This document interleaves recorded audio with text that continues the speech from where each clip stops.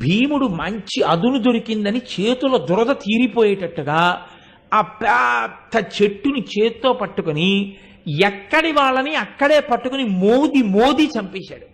105 మాంసపు ముద్దలు అయిపోయారు.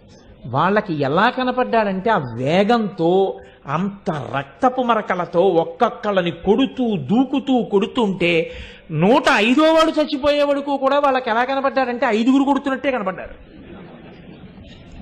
అంటే ఎంత వేగంతో కదులుతూ చెట్టు పెట్టి కొట్టాడో మీరు ఆలోచించండి.